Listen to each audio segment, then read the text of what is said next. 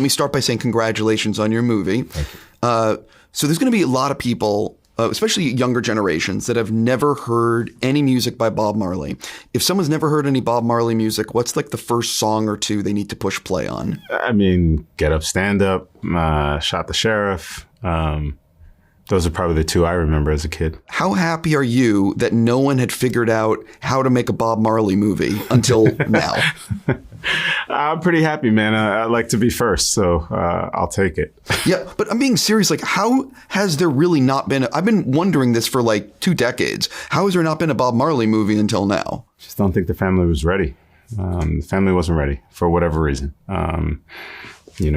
So the universe was on my side on this one. So one of the things that I commend you on is a lot of biopics try to do too much. And what I really, really thought was so well done in this is that you picked a select moment in his life and really focused in on that. Can you talk about how you guys figured out that was going to be the period, and was it ever going to be something else? Yeah, I think there were different ins and outs. When I first received the first script was written by Terrence Winter and Frankie Flowers.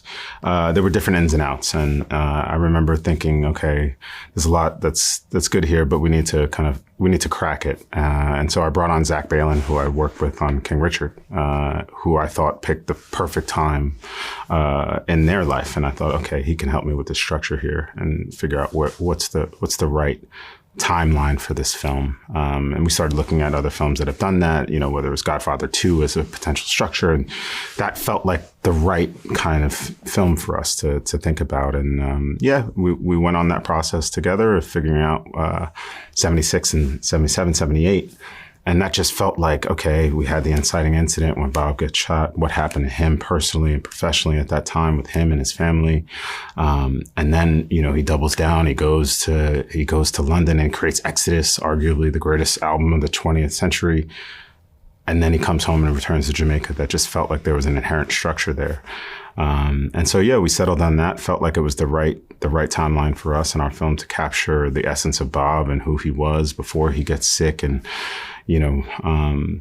that's how we decided to settle on it. So I'm fascinated by the editing process because that's ultimately where it all comes together. So I think the movie's like an hour and 45 minutes, give or take.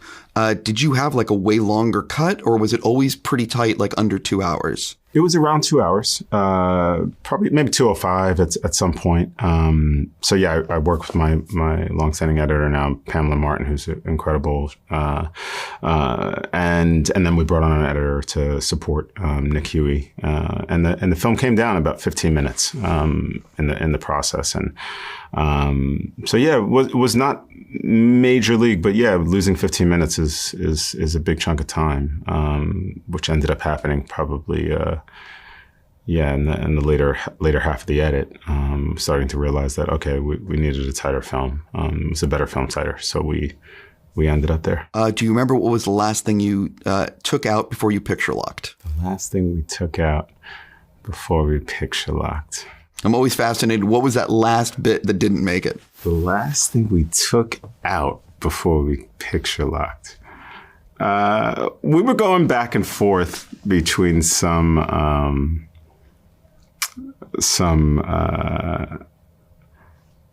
shots at the beginning of the movie that didn't end up making it.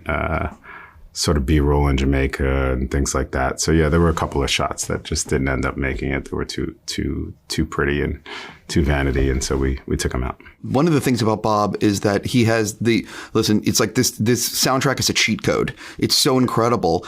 But he has so many great songs. How did you decide, were there 2 or 3 songs that came close to being in it? How did you decide on which songs you really want the film to focus on? Yeah, the songs were actually kind of the thing that came last in a lot of ways in the script, because it was really about the structure. What were the songs that he created during that time? What were the songs that we were going to sing on screen? And then obviously if we had a moment to use an old song or put something else in, then maybe we can use that. But yeah, I think just given the structure of the film, when he created certain songs, it gave us an opportunity to kind of weave them in organically into those scenes. And so, I think the music kind of selected itself in a lot of ways. Once we chose the timeline of the film, we focus a lot, obviously, on Exodus and the songs on that album. But there are some other moments that we were able to sneak in, and some great songs in the process of making the film. When you see the shooting schedule, you know what's in front of you. What is the day you have circled in your brain like, oh, this is going to be a really, really tough day? And what was and on the other side is, what's the day you couldn't wait to shoot? Man, the Smile Jamaica concert was a really tough day. Because a lot of the concert stuff, we have backstage, we have front stage, and that's where a lot of the scene work was happening. So obviously there's big crowd, there's stage performance, but then there's the actual scene work. It's when he gets off after having been shot and have to perform. What's that like? And there's just so much to do on those days. There's so much crowd to set, so much background to set. Visual effects, all of the elements of filmmaking that really happen. So those are really challenging days for sure. Also equally excited to shoot them. But yeah, really, I wanted to see Bob playing football. I love shooting in the streets of Chinatown. So setting up those days were just a lot of fun, just, clearing the pitch and, just setting the tone. Being in Jamaica, being on the streets of Chinatown was a lot of fun for me, and I'm sure for a lot of the crew. I think this is going to be my last question, but this movie doesn't happen without the perfect Bob. How concerned were you during the pre-production of finding the person who's actually going to pull this off? Well, I was very concerned, but in my heart, I was like, I'm either going to find him or I'm not. So the movie's either going to get made or it's not. And so, yeah, it was more like, I can't make the movie without finding what I think is the perfect Bob to make the film. And it took over a year, and I was getting a little nervous that maybe this isn't going to be the movie. Maybe the universe isn't on my side. I thought it was, but the universe made me wait just a little bit. And thankfully we found Kingsley Ben-Adir, who's incredible, and so thankful for it. Yeah, he's okay. He might have done a good job. I got to go. Listen, congratulations. Really hope it's a huge hit for you. Thank you.